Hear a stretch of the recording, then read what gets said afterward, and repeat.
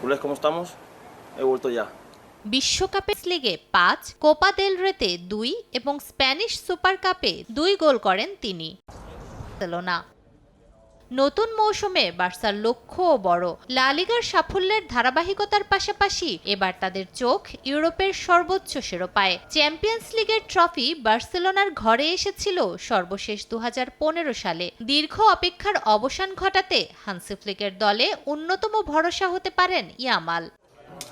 ২৩ August এলচের মাঠে লা লিগার ম্যাচ দিয়ে শুরু হবে বার্সেলোনার ২০২৬-২৭ মৌসুমের অভিযান। তার আগে অনুশীলন আর প্রস্তুতি ম্যাচে নিজেদের ঝালিয়ে নিচ্ছেন ইয়ামালরা। বিশ্বকাপ তাকে দিয়েছে আরও বড় পরিচয়, কিন্তু বার্সেলোনা তাকে দেখছে তারও বড় এক ভবিষ্যতের অংশ হিসেবে।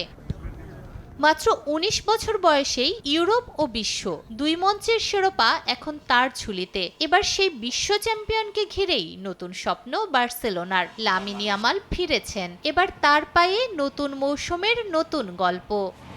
নূরে জান্নাত, সময় সংবাদ।